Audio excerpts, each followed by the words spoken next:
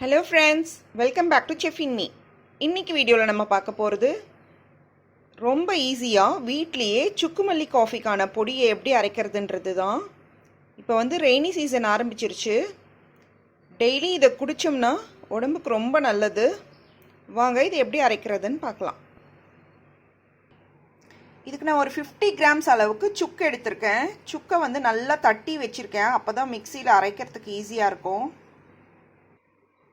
ஒரு அரை கப் அளவுக்கு தனியா எடுத்திருக்கேன். தனியா வாங்கும் போது இந்த மாதிரி குட்டி குட்டியாக இருக்கிறதா வாங்கினீங்கன்னா வாசனை நல்லா இருக்கும். நாட்டு தனியா இது. இது கூட ஒரு டீஸ்பூன் அளவுக்கு மிளகு, ஒரு 20 ஏலக்காய், ஒரு 10 கிராம்பு. இது வந்து ஏலக்காவும் கிராம்பும் வாசனைக்காக தான் சேர்த்துருக்கேன்.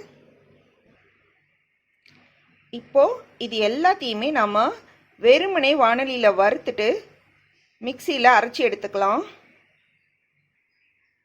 இப்போ முதல்ல நான் தனியாவையும் சுக்கையும் மட்டும் கொஞ்சம் ஒரு 2 நிமிஷம் வறுத்துக்கிறேன். இப்போ தனியா நல்லா வறுபட்டு கலர் மாற ஆரம்பிக்குது. இந்த ஸ்டேஜில் மீதி இருக்கிற 3ஐயும் நாம் சேர்த்துக்கலாம். இது 3ஐயும் சேர்த்து 1 நிமிஷம் மட்டும் வறுத்துடலாம். இது நல்லா வறுபட்டாச்சு. இதை ஸ்விட்ச் ஆஃப் பண்ணிவிட்டு ஆற வச்சிடலாம்.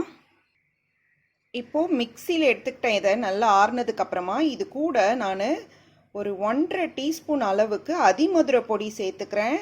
இது ஆப்ஷனல் தான், இருந்தால் சேர்த்துக்கோங்க. இதோட கூட ஒரு அரை டீஸ்பூன் அளவுக்கு சித்திரத்தை பொடி சேர்த்துக்கிறேன். இது ரெண்டுமே பியூர்லி ஆப்ஷனல். இப்போ இதை அரைச்சி எடுத்துக்கலாம். இப்போ இந்த அளவுக்கு பொடி கிடச்சிருக்கு. இதை ஒரு ஏர்டைட் கண்டெய்னரில் போட்டு வச்சுக்கிட்டா நல்ல வாசனையாக இருக்கும். இப்போவே அப்படியே ரொம்ப கமகமன் வாசனை. இதில் சுக்கு பால் எப்படி போடுறதுன்னு இப்போ பார்க்கலாம். இப்போ நான் இதில் 2 டம்ளர் பால் எடுத்திருக்கேன். நான் வந்து ஒரு 8 டேஸாகவே இந்த சுக்கு பால் தான் குடிச்சிட்ருக்கேன். அப்புறமா நானே கொஞ்சமாக வீட்லேயே அரைச்சி ட்ரை பண்ணி பார்த்தேன். ரொம்ப நல்லா இருந்தது. நம்ம வெளியில் வாங்குறத விட வீட்டில் அரைக்கிறது ரொம்ப டேஸ்ட்டாக இருக்குது. கூடவே அந்த காஃபி குடிக்கணும் அப்படின்ற ஏர்ஜே போயிடுச்சு. நீங்கள் காஃபியை விடணும்னு நினச்சிங்கன்னா கண்டிப்பாக இதை ட்ரை பண்ணி பாருங்கள். இன்னும் 8 டேஸாக நான் ஒரு நாள் கூட காஃபி குடிக்கல. காலையில் எழுந்ததும் இதை தான் குடிக்கிறேன். இதில் என்ன இன்னொரு பெனிஃபிட் அப்படின்னா, இதை குடித்து ஒரு ½ அன் ஹவரில் எனக்கு பசி எடுக்க, எனக்கெல்லாம் 11 o'clock ஆனால் கூட பிரேக்ஃபாஸ்ட் சாப்பிட மாட்டேன் நான். ஆனால் ஒரு ½ அன் ஹவர்லேயே நல்லா பசி எடுக்க ஆரம்பிக்குது. ரொம்ப நிறைய ஹெல்த் பெனிஃபிட்ஸ். இப்போ ஒரு 8 டேஸில் குடிச்சிட்ருக்கிறதுக்கே எனக்கு வந்து நிறைய டிஃப்ரென்ஸ் தெரியுது. அந்த தொண்டை, காது எல்லாத்துக்கும் அப்படியே இது குடிக்கும்போது அவ்வளோ இதமாக இருக்கும். இதை டெய்லியே குடித்தோம்னா அந்த மான்சூனில் வர அந்த சாதாரண கோல்டு, காஃபு, தலைவலி இதெல்லாம் எதுவுமே வராதுன்னு நினைக்கிறேன். இதை வந்து தண்ணியில் கூட போடலாம். யூஸ்வலாக தண்ணியில் தான் போடுவாங்க. இதை தண்ணியில் போட்டு தான் கொதிக்க வச்சு குடிப்பாங்க. நல்லா கொதிக்க வச்சு வடிகட்டி குடிக்கணும். ஆனால் நான் பாலில் தான் இதை டெய்லி குடிச்சிட்ருக்கேன். பால் கொதிக்க ஆரம்பிக்குது. 2 கப் பாலுன்றதுனால நம்ம இதில் 2 டீஸ்பூன் சுக்கு பொடி சேர்த்துக்கலாம்.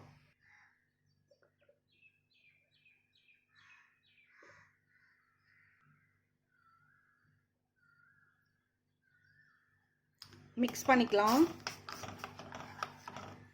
ஒரு கொதி வந்துடட்டும். இப்போ இதில் தேவையான அளவு நாட்டு சர்க்கரை ஆட் பண்ணிக்கிறேன்.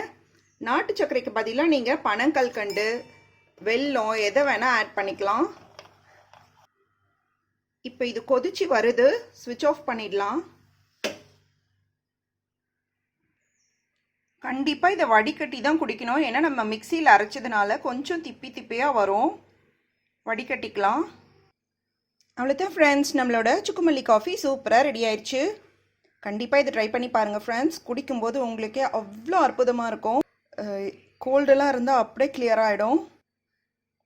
இதை கண்டிப்பாக ட்ரை பண்ணி பாருங்கள் ஃப்ரெண்ட்ஸ். பிடிச்சிருந்தா ஷேர் பண்ணுங்கள். செஃப் இன் மீக்கு சப்ஸ்கிரைப் பண்ணுங்கள். தேங்க்யூ ஃபார் வாட்சிங்.